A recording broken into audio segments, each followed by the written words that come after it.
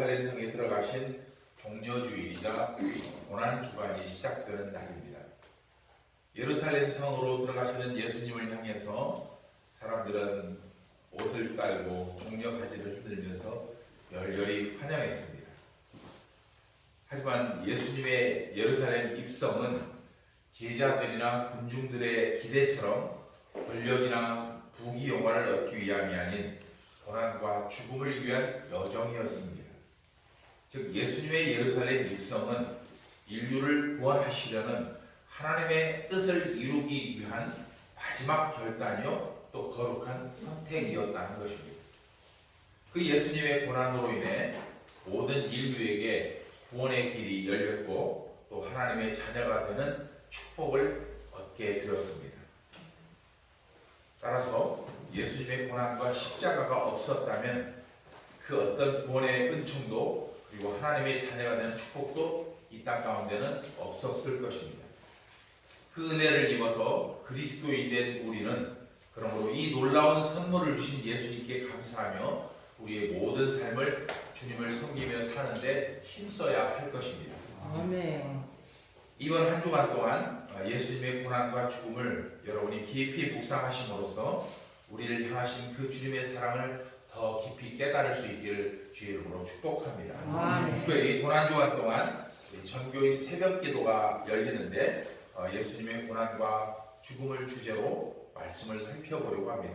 모든 성도들이 참여하여서 함께 은혜를 나눔으로써 우리 선림교회가 한 걸음 더 성숙해지는 시간이 되기 바랍니다.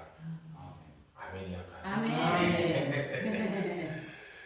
오늘 본문을 소개하기에 앞서서 스탠리 하우 어워즈라고 하는 교수가 쓴 고난에 관한 글을 소개하면서 오늘 설교를 시작하려고 합니다. 이 스탠리 하우 어워즈는 미국에 있는 듀크 대학에서 기독교 윤리를 가르치는 교수로서 세계적으로 유명한 신학자입니다. 그는 자서전을 하나 썼는데 한나스 차일드, 그러니까 한나의 아이라는 그런 제목이라는 책에서 조울증을 앓고 있는 아내로부터 겪었던 쓰라린 고난을 생생하게 기록하고 있습니다. 아내는 스탠리 교수의 아내는 청소년 시절에 어머니한테 심각한 핍박을 당해서 마음에 깊은 상처가 있었는데 결혼 후 그래서 조울증이 생겼는데 결혼 후에는 그 자신이 당했던 모든 것을 남편에게 분노로 쏟아냈다고 합니다.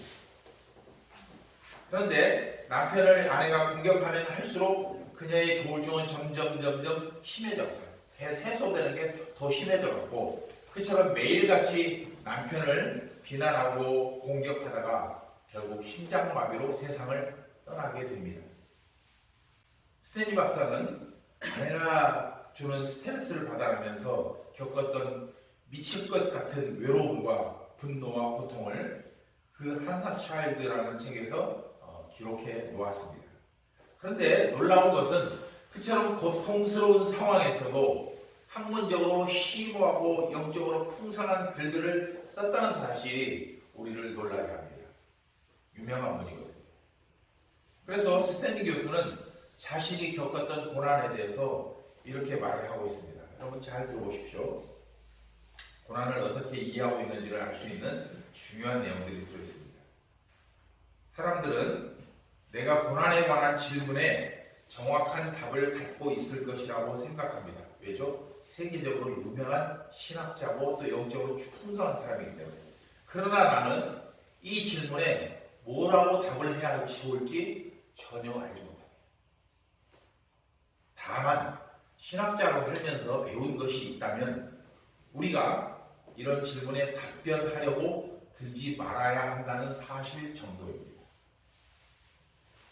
우리 인간은 자꾸 그런 질문을 하곤 합니다. 하지만 때로는 침묵하고 있는 것이 더 현명한 일일 수 있습니다. 그리스도인이 되는 것은 답이 없이 사는 것을 배우는 것이고 답이 없이 사는 것을 배우게 되면 자신이 그리스도인인 것을 정말 감사하게 생각할 수 있습니다. 여러분 이 부분이 중요해요. 신앙생활하면서 내가 뭔가를 손에 엉켜쥐고 꼭 잡아야만이 내가 신앙을 갖겠다고 하는 사람이 세상에 얼마나 많이 있습니까? 그러나 이 스탠리 교수의 말에는 그리스도인으로 산다는 것은 답이 없이 사는 것을 배우는 과정이고, 그것을 배우게 되면 나에게 주신 구원이 얼마나 복된 것인가를 깨닫게 된다는 거예요. 여러분, 그리고 스탠리 교수는 이렇게 더 이어갑니다. 여러분, 믿음은 답을 알지 못한 채 살아가는 것입니다. 나의 이와 같은 주장의 최소한 내가 그리스도인으로 살면서 내 삶이 왜 이렇게 흥미롭고 감사한지를 설명해 줄 수 있다고 생각합니다. 여러분, 이 말씀, 스탠리 교수의 이 말씀 여러분 마음속에 잘 새기시고 여러분 마음 가운데서 여러분 삶에 적용해 보십시오. 뭔가를 손에 잡혀야만 믿을 수 있고, 뭔가를 내가 이익을 얻어야만이 하나님을 예배한, 하나님을 높여드리는 그런 신앙이 아니라 아무것도 알지 못하는데 그 길을 가고 있다는 자체가 감사하고 기쁠 수 있다는 것이 바로 믿음이라는 것입니다. 그래서 히브리서 11장 1절로 이제는 믿음은 바라는 것들, 보이지는 얻을 수는 없지만 그것들의 실상이 믿음이고, 보이지 않는 것들을 믿는 것이 믿음이라고 히브리서 기자는 말씀을 하고 있습니다. 성도 여러분, 믿음이 좋은 사람이라고 해서 누구나 겪는 아픔과 상처, 고난과 역경으로부터 자동적으로 면제되는 것이 아닙니다. 또한 자신의 삶에서 일어나는 여러 가지 문제들에 대해서 끊임없이 답을 찾아가지만, 사실 이 스탠리 교수의 말처럼 이 세상 어디에도 답은 없습니다. 이처럼 고난은 믿음의 사람이라고 해서 피해가지 않는다는 것이죠. 우리는 그저 하나님을 만날 때까지 정답을 알지 못한 채 살아갈 뿐입니다. 그렇게 사는 삶을 감사할 뿐입니다. 수많은 사람들에게 선한 영향을 주고 있는 헨리 나엔 신부님도 한때는 우울증으로 극심한 고난을 당하기도 했고, 또 우리에게 성자로 존경받는 손영원 목사님도 전쟁통에 사랑하는 두 아들을 한꺼번에 잃어버리는 찢어지는 고난을 겪기도 하셨습니다. 그런데 우리가 그런 사람들을 사랑하고 존경하는 이유는 그들이 고난이 없는 형통한 삶을 살았기 때문이 아니라, 또는 고난을 피하기 위한 특별한 비법, 다른 사람들에게는 없는 영적인 비법을 갖고 있기 때문이 아니라, 예수님처럼 그 고난을 오히려 감사와 생명의 도구로 사용했기 때문이다. 아멘. 즉, 하나님은 때로 슬픔과 고통을 통해 당신의 뜻을 나타내신다는 것을 이 위대한 신앙인들은 알고 있었다는 겁니다. 아멘. 따라서 고난 속에서 나를 향하신 하나님의 뜻을 깨닫고 감사할 수 있는 사람은 진정으로 신앙의 성숙을 이룬 사람이 분명합니다. 하나님은 오늘도 여러 가지 방법으로, 특별히 고난이라고 하는 여전히 두려운 도구를 통해서 우리를 그렇게 구원과 성숙으로 이끌어가고 계십니다. 물론 많은 사람들이 그 고난을 싫어하고 외면하지만, 심지어 어떤 사람은 그 고난으로 인해서 하나님이 어딨냐고 하면서 믿음을 잃어버리기도 하지만, 그럼에도 하나님은 우리의 삶에서 이 고난이라고 하는 무거운 짐을 거둬가실 마음이 전혀 없다는 거예요. 왜죠?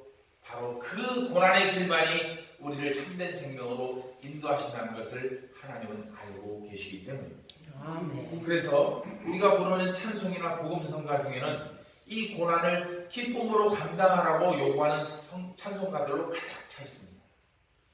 우리 찬송가를 보십시오. 성경책을 읽어보십시오. 고난에 관한 얘기가 더 많지 축복에 관한 얘기가 더 많은가 한번 살펴보십시오. 왜죠? 그 길이 참된 길이고 생명이고 구원의 길이기 때문이라는 겁니다. 그래서 우리는 그렇게 찬송을 부르면서 은혜를 받고 또 하나님의 힘을 얻습니다. 제가 참 좋아하는 찬송이 있는데, 복음성가 중에 우리가 걷는 이 길이라는 그런 그 찬양 또한 고난이 우리에게 어떤 유익이 있는지를 정확하게 보여줍니다. 우리가 걷는 이 길은 보기에 좁고 험하며 찾는이 매우 적어서 외롭지만, 이 길 끝에는 우리 주님이 계셔 우리를 그 품에 안아주시. 세상 사람들 우리들을 보며 어리석다고 조롱하지만 이 길을 가는 자마다 영원히 주와 살리라. 좁고 험한 고난의 길을 가게 되면 그곳에 누가 계시다고요? 우리 주님이 계셔서 우리 고난의 길을 걸어온 우리를 위로하시고 회복시켜 주시고 영화롭게 하신다. 그리고 우리와 함께 영원히 사신다는 뜻입니다. 그러므로 이 고난주간 동안 여러분의 삶에서 고난이 가져다준 유익이 무엇인지를 깊이 묵상하는 여러분 되시기 바랍니다. 아멘. 고난을 피하려고 했던 부끄러운 마음들을 다 내려놓고 고난을 기쁨으로 감사함으로 스탠리 하우어즈나 헨리 나연이나 손양원 목사님처럼 그 고난을 생명과 구원의 길로 바꿔낼 수 있는 믿음의 능력을 갖추는 한 주간이 되기를 주의 이름으로 축복합니다. 아멘. 특별히 이사야서 53장은 메시아이신 예수님께서 이 땅에 오셔서 겪으실 고난에 대한 예언을 생생하게 기록하고 있는 말씀입니다. 그 예언대로 세상에 오신 예수님은 온갖 멸시와 천대, 굴욕과 고통을 다 겪으셨고 결국은 십자가에 달려 죽으셨습니다. 놀라운 점은 오늘 본문은 예수님이 십자가 사건이 일어난 때와 700년이라고 하는 차이가 있어요. 이사야 선지자가 한 예언한 말씀과 예수님의 십자가 사건은 약 700년 전의 시간차가 있지만 예수님이 당한 고난과 어쩌면 이렇게 똑같이 일치하는지 기가 막힐 따름입니다. 그 내용을 살펴보면 오늘 본문에 질고를 지셨다, 슬픔을 당하셨다, 징벌을 받으셨다, 고난을 당하셨다, 창에 찔리셨다, 몸이 상했다, 채찍에 맞으셨다. 이게 지금 이사야 선지자가 한 예언인데 어떻습니까? 700년 후에 예수님이 당한 고난과 똑같지 않습니까?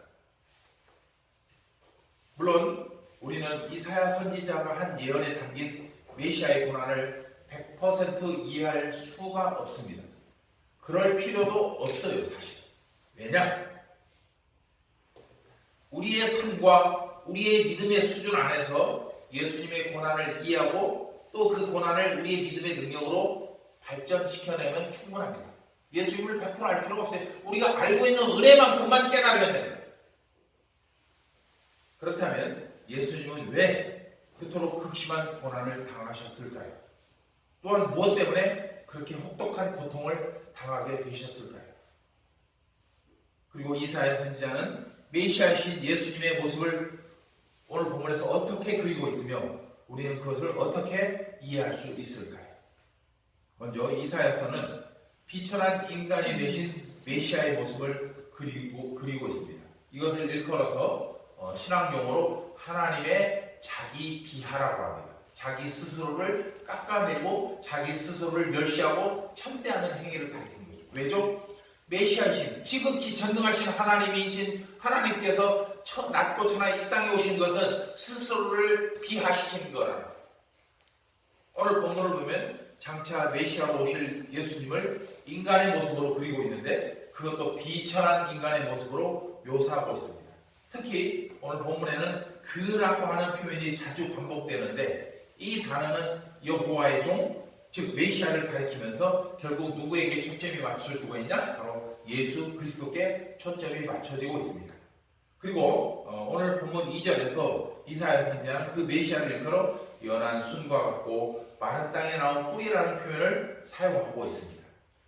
그 당시에 메시아를 이처럼 초라하고 비천한 모습으로 표현하는 것은 유대사에서는 절대로 있을 수가 없는 일이 있어요. 왜냐하면 그 당시 유대인들은 하나님 여호와라는 단어조차도 우리가 입에 오르내릴 수가 없을 만큼 우리는 불경건한 사람이라고 생각을 했어요. 그래서 히브리어에서 지금도 히브리어 성경 구약성을 읽다가 여호와라는 단어가 나오면은요, 그 여호와라는 단어를 말하지 않고 아도나이라고 하는 단어를 써요. 지금도. 왜? 그 여호와라는 단어를 감히 죄 많은 인간이 입에 오르내릴 수가 없기 때문에. 그런데 그 시대에 이사야 선지자가 그 하나님을 그렇게 비참하게, 비천하게, 천하게 표현하고 있다는 것이 얼마나 놀라운 일이냐.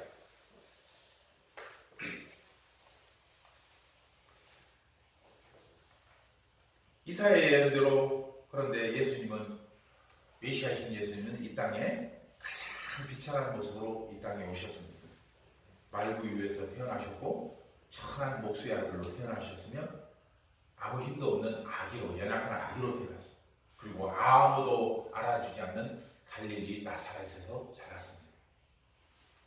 또한 오늘 본문 3절에서 이사야는 비천한 모습으로 오신 메시아가 사람들에게 멸시를 당하고 고난을 당할 것이라고 예언하고 있습니다.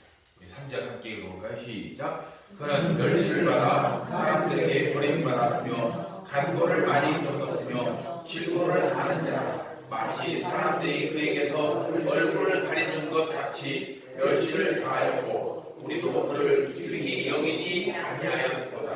아멘. 실제로 예수님은 많은 사람들의 기대와 환호를 받으며 공생애를 사역을 시작하셨지만 이처럼 사람들에게 조롱과 멸시, 고난과 죽임을 당하면서 그 사역을 마무리하셨습니다. 두 번째로 이사야서는 대속제물이 되기 위해서 대신 메시아의 모습을 그리고 있습니다. 여러분, 예수님은 분명히 하나님의 아들이시고 세상의 구원자이십니다. 그런데 왜 이렇게 비천한 모습으로 오셨을까요? 그것은 오직 한 가지밖에 없습니다. 대속제물이 되기 위해서 오신 거예요. 의로우신 예수님은 고난과 죽임을 당할 어떤 이유도 없었어요. 오직 한 가지 이유가 있다면 우리를 위한 대속제물로 죽임을 당한 것이죠. 이 상황을 4절로 5절은 이렇게 말씀하고 있습니다. 시작. 그는 실로 우리의 질고를 지고 우리의 슬픔을 당하였거늘 우리는 생각하기를 그는 징벌을 받아 하나님께 맞으며 고난을 당한다 하였더라. 그가 찔림은 우리의 병을 때문이요 그가 상함은 우리의 죄악 때문이라. 아멘. 이 말씀처럼 예수님의 고난은 우리 인간의 죄로 인한 모든 질고와 슬픔을 대신 당하기 위함이었습니다. 하지만 죄의 눈이 가려진 인간은 오히려 예수님이 자기 죄 때문에 고난과 죽임을 당했다고 생각했습니다. 특히 본문 5절 말씀처럼 예수님은 가시멸류관에 찔리고 창에 찔리고 옷에 찔리고 십자가에 달려 고통을 당하셨습니다. 여러분, 산채로 십자가에 달려 못 박히는 형은 체중이 그 손과 발에 몰리기 때문에 그 손과 발이 찢어지고 끝내는 죽게 되는 로마 시대의 가장 잔인한 형벌 중에 하나라고 합니다. 발가벗겨 찐 채 수많은 군중 앞에서 십자가에 달리신 예수님이 얼마나 고통스럽고 얼마나 수치스러웠을까요? 그런데 오늘 본문 6절은 그 고통이 이 땅에 사는 모든 인간의 죄를 짊어지신 고통이라고 말씀하고 있습니다. 함께 읽어보겠습니다. 시작. 우리는 다 양 같아서 그를 통하여 각기 제 길로 갔거늘 여호와께서는 우리 모두의 죄악을 그에게 담당시키셨도다. 아멘. 여러분, 양은 온순해 보입니다. 하지만 의외로 고집스럽고 미련한 면이 있는 동물이라고 합니다. 시력조차 약해서 목자가 챙겨주고 돌봐주지 않으면 자기 멋대로 집도 못 찾고 가는 성질이 있다고 합니다. 며칠 전에 양 한 마리가 있는 유튜브 영상을 봤는데 3년인가 5년 동안을 그 양을 잃어버렸답니다. 목동이. 그래가지고 계속 찾다 못 찾고 포기하고 있던 양이나 돌보면서 지냈는데 3년인가 5년 후에 우연히 그 양을 찾았다고 합니다. 그런데 그 양이 그 사이에 어떻게 살았는지 모르겠는데 어마어마한 양이 돌아왔어요. 왜 양털이 그동안 양털을 한 번도 안 깎아가지고 양 몸무게가 한 40kg, 50kg 되는데 양털의 무게가 35kg라고. 그 몇 년 동안 그렇게 그러니까 목자가 돌봐주면 그렇게 살 수밖에 없는 거예요. 이처럼 인간의 죄악된 속성, 미련한 속성을 정확히 간파한 이사야 선지자는 그래서 인간이 그 양과 비슷한 속성을 갖고 있다고 말씀하고 있는 것입니다. 이처럼 예수님은 전적으로 모든 인간의 죄악을 대신해서 십자가에 못 박혀 죽으셨습니다. 그것을 들어 대속, 즉 대신 죄값을 치렀다는 뜻입니다. 구약성경은 예수님의 십자가 대속을 여러 가지로 표현하고 있습니다. 유월절 어린 양이 되셨다, 노뱀이 되셨다, 도피성이 되셨다. 그 여러 가지가 있는데 그런데 이 모든 것에는 한 가지 공통점이 있습니다. 뭐냐? 죄의 사함을 받기 위해서는 반드시 누군가가 대신 희생을 당해야 한다. 즉 대속해야 한다는 것입니다. 그래서 히브리서 9장 22절은 피 흘림이 없으면 죄의 사함도 없다고 말씀하고 있습니다. 왜냐하면 하나님은 어떤 죄도, 우리 인간의 어떤 죄도 반드시 대가를 치러야만이 정결하다고 말씀하시기 때문입니다. 구약시대에는 짐승의 제사가 있었습니다. 그런데 그 짐승 피로 인한 속죄 제사는 그 제사를 드릴 때만 효력이 있었을 뿐 영원한 속죄 효과가 없습니다. 히브리서 9장 13절 함께 읽어보겠습니다. 시작. 염소와 황소의 피와 및 암송아지의 죄를 부정한 자에 뿌려 그 육체를 정결하게 하여 거룩하게 하거늘. 그러니까 짐승의 피를 그 부정한 자에 뿌려서 그 죄를 사해 주셨다는 뜻이에요.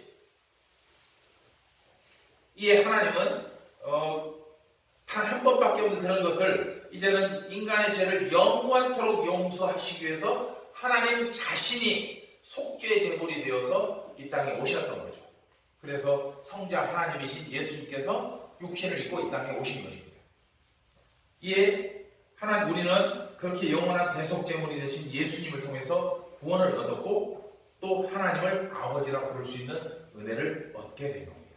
아멘. 세 번째로 이사야서는 구원을 베푸시는 메시아의 모습을 그리고 있습니다.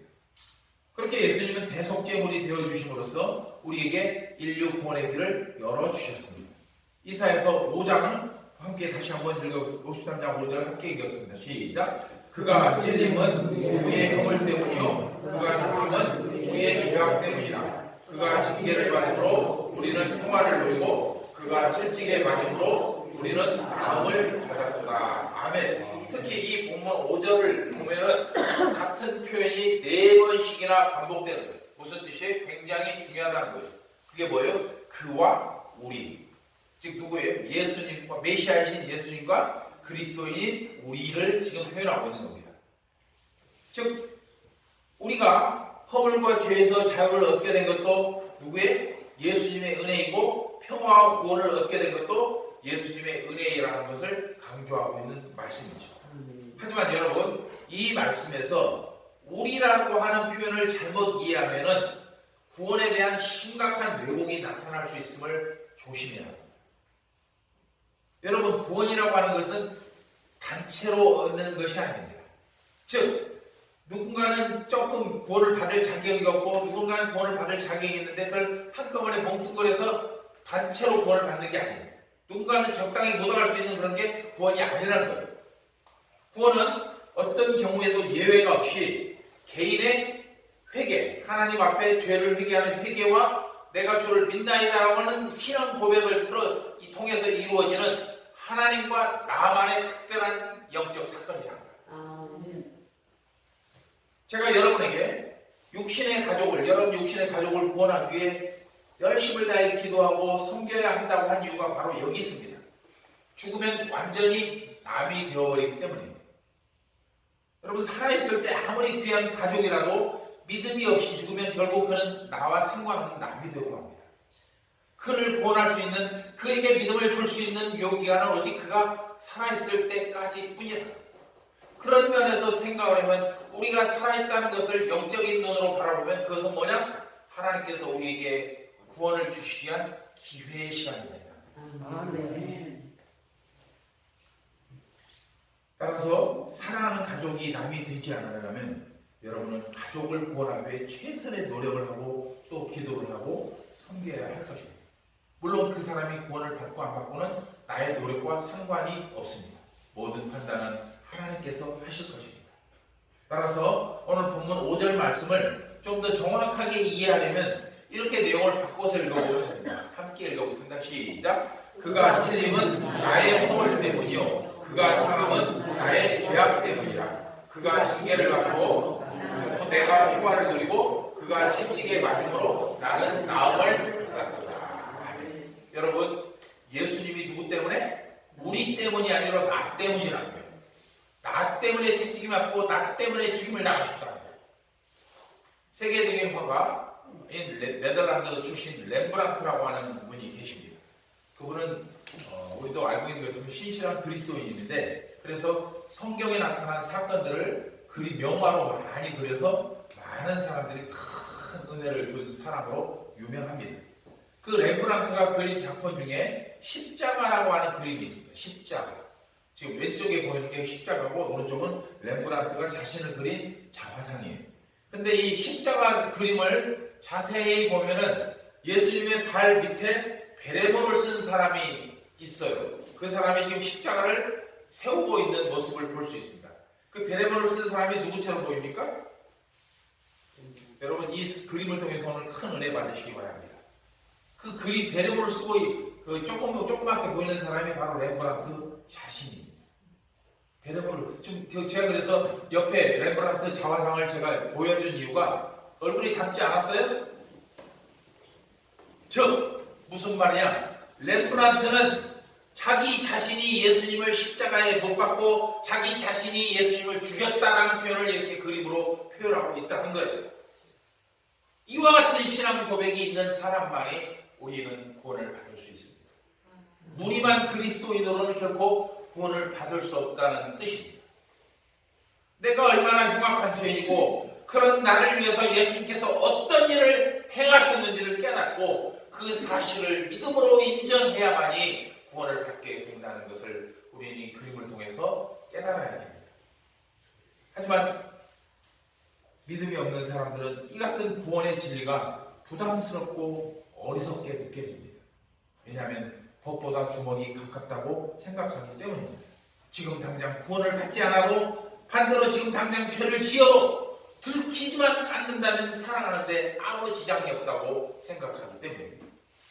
또 하나님과 예수님이 없어도 그리고 성경 말씀을 듣고 깨닫고 그대로 행하지 못해도 지금 얼마든지 이 땅에서 천국의 삶을 누리고 있다고 생각하기 때문입니다. 그러나 마태복음 25장의 혼인잔치의 비유처럼 신랑 되신 예수님께서는 아무 예고 없이 세상을 심판하러 오신다는 것을 여러분 꼭 기억하시기 바랍니다. 에이 뭐 그때 그 혼인잔치에서 이런 말 에이 지금도 충분한데 뭐 이보다 더 좋은 천국이 어디 있겠어? 우리 열심히 즐기고 살면 되지 뭐 이게 천국이지 뭐 안 그래? 여러분 그날은 반드시 옵니다. 그리고 호련히 임할 것입니다. 그리고 살아있을 때 기름 등불을 준비하지 않은 자들에게는 어떤 구원에게도 주어지지 않는다는 것을 기억하시기 바랍니다. 오직 준비된 자들에게만 하나님의 은혜가 임할 것입니다. 이에 이사야 선지자는 우리가 믿음으로 얻게 되는 구원을 두 가지로 표현하고 있습니다. 그것이 뭐냐? 바로 평화와 나음입니다. 5절에 나오는데 다른 말로 하면 화해와 치유입니다. 5절 뒷부분을 보겠습니다. 시작. 그가 징계를 받음으로 나는 평화를 누리고 그가 채찍에 맞음으로 나는 나음을 받았다. 아멘. 먼저 예수님께서 십자가에 달리심으로써 우리는 하나님과 평화, 즉 화해를 이루게 되었습니다. 오늘 본문 5절에서 이사야는 그가 징계를 받음으로 즉 예수님의 대속을 통해 우리가 평화를 누리게 되었다고 말씀합니다. 특히 본문이 말하고 있는 징계라고 하는 단어에 우리가 좀 주목해 볼 필요가 있는데 이 단어는 부모가 자식을 바로잡기 위해서 엄하게 벌을 주는 것을 가리키는 표현으로 사용합니다. 잠언 13장 24절 함께 있습니다. 시작. 매를 아끼는 자는 그의 자식을 미워하리라. 자식을 사랑하는 자는 근실히 징계하느니라. 아멘. 허물과 죄로 얼룩진 인간은 본래 하나님의 징계를 받고 그 잘못된 것으로부터 돌이켜야 할 책임이 누구에게 있어요? 자기 스스로에게 있죠. 하지만 그 징계의 대가는 결국 뭐냐면은 죽음일 수밖에 없기 때문에 인간 스스로 징계를 감당하고 하나님께 나아갈 수 있는 길은 기본적으로 없다는 거예요. 여러분 죄는 하나님과 인간의 단절을 의미하고 그래서 하나님과 단절된 인간은 생명도 얻을 수 없고 은혜도 얻을 수 없으며 평안은 더더욱 불가능합니다. 지난주에 제가 말씀드릴 때 겉으로는 화려하고 행복하고 즐거운 것처럼 살지만 혼자서 가만히 앉아있을 때는 외로움 속에 있다. 왜? 그것이 우리의 죄 때문에 하나님과의 교제가 단절되어 있기 때문이라고 말씀을 드리지 않습니까?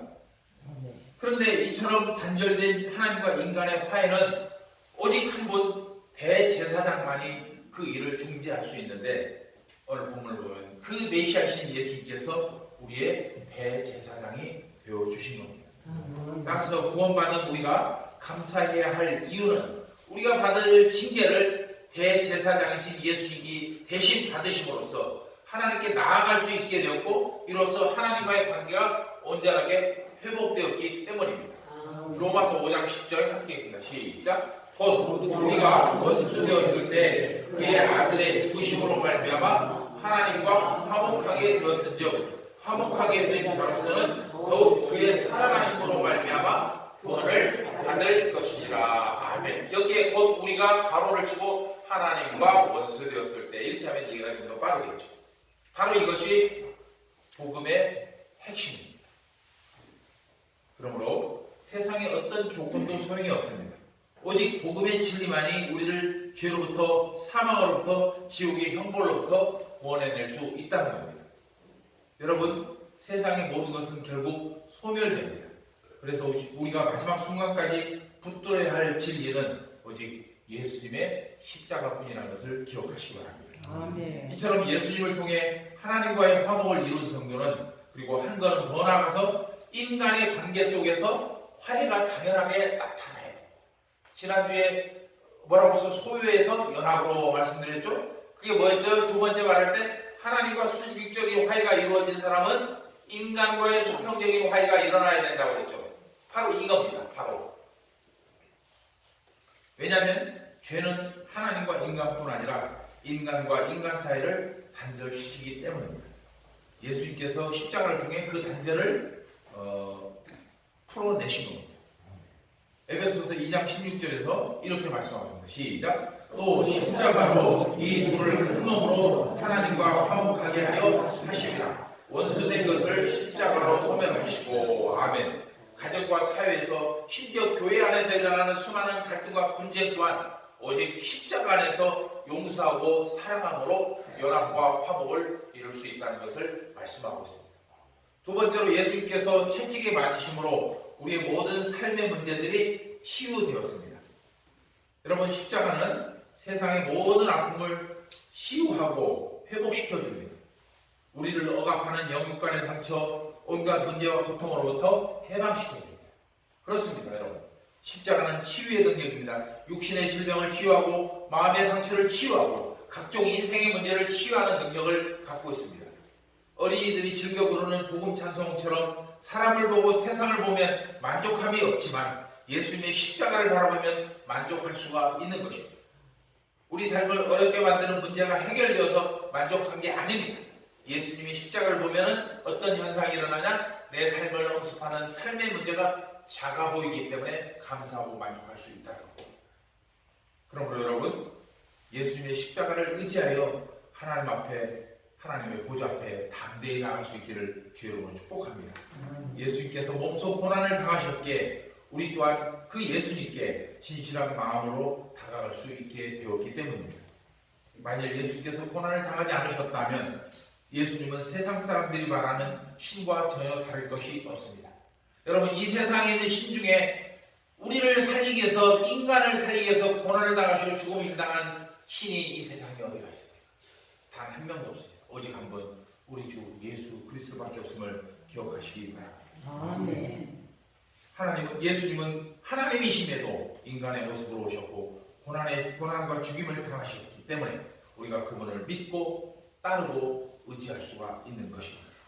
여러분, 오늘 본문 말씀을 통해 다시 한번 십자가와 고난의 의미를 마음 깊이 새기시기를 부탁드립니다.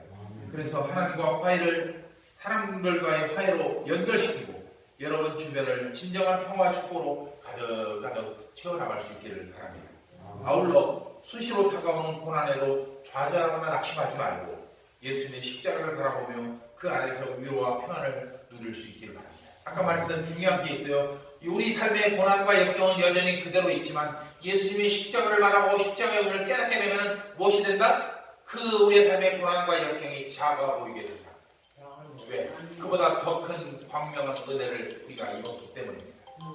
예수님의 고난에 대해서 살펴보던 중에 재미있는 걸 하나를 발견했습니다. 약간 어색한 내용이지만 의미가 있어서 여러분들에게 소개하게 했습니다. 이 설교 소개하면서 오늘 설교를 마치도록 하겠습니다. 한 여인이 레테라고 하는 강을 건너기 위해서 나룻배를 기다리고 있었습니다. 이 레테라고 하는 강은 그리스 로마 신화에 등장하는 강입니다. 그래서 제가 적절하지 않다고 했던 로마 신화를 소개할 필요는 없기 때문에. 그런데 그 레테강은 어떤 것이냐면 그 강을 이름이 레테강이 바로 망각의 강이라는 거예요. 여러분 우리 아마 레테연인이랑 레테연가라는 한 표현 들어보셨을 거예요. 바로 그겁니다. 그래서 사람들이 죽으면은 모두 다 이 레테강을 건너는데 그 강을 건너면서 사람들이 강물을 한 모금씩 마시게 되는데 그 물을 마시면은 과거의 모든 기억들이 망각 속으로 싹 사라져버린다고 합니다. 이에 사공은 배에 오른 여인에게 강물을 한 모금씩 마시라고 보냈어요. 그랬더니 여인이 사공에게 물어봅니다. 제가 왜 이 강물을 마셔야 하죠? 그랬더니 그래서 사공이 여인에게 이렇게 대답합니다. 이 물을 마시면 지난날 당신이 겪었던 모든 괴로움들이 완전히 잊혀지게 될 것입니다.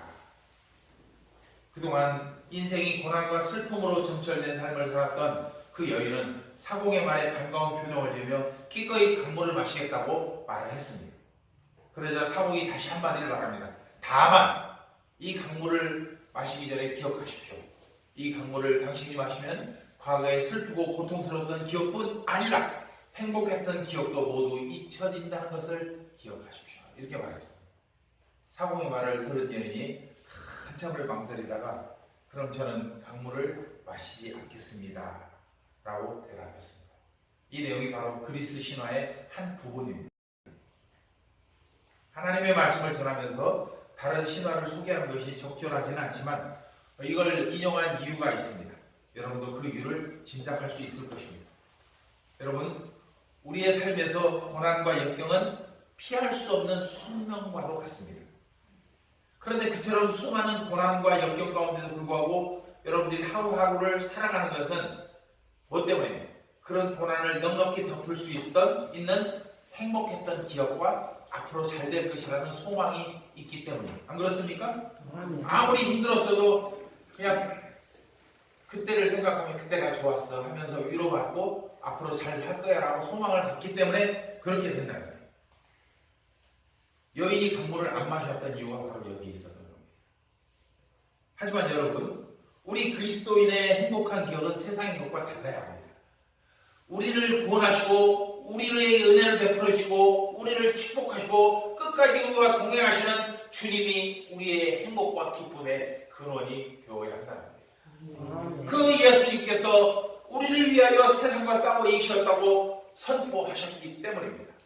요한복음 16장 33절에서 이렇게 말씀합니다. 시작. 이것을 너희에게 이르는 것은 너희로 내 안에서 평화를 누리게 하려 함이라. 세상에서는 너희가 환난을 당하나 담대하라. 내가 세상을 이기었노라. 할렐루야.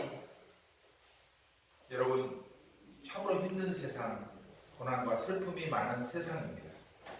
웃을 때도 물론 있지만 마음 깊은 곳에는 남모르는 고통을 숨긴 채 살아가고 있습니다. 그럼에도 그리스도인 우리에게는 위로의 주님이 계시기에 우리는 고난 중에도 감사할 수 있어야 하고 슬픔 가운데도 찬송할 수 있어야 하며 아픔 중에서도 주님 앞에 나와 기도할 수 있어야 합니다. 세상은 우는 사자처럼 우리 믿는 사람들을 넘어뜨리고 실족시키려고 덤벼들지만 우리에게는 이 믿음이 있기 때문에 그 모든 어려움을 넉넉히 이겨낼 수가 있는 것입니다. 따라서 지금 여러분의 삶이 기쁘고 행복하지 않다면 그것은 주님과의 연결 경로, 즉 여러분의 믿음이 어떤 상태인지를 살펴볼 수 있기를 부탁드립니다. 그래서 언제 어디서 그 믿음이 그 신앙이 떨어졌는지를 살펴보고 다시금 믿음의 연결 통로를 뚫어서 하나님과의 관계를 회복해야 할 것입니다. 계시록 2장 5절입니다. 시작. 그러므로 어디서 떨어졌는지를 생각하고 회개하여 처음 행위를 하지라. 만일 그리하지 아니하면 회개하지 아니하면 내가 내게 가서 내 촛대를 그 자리에서 옮기리라.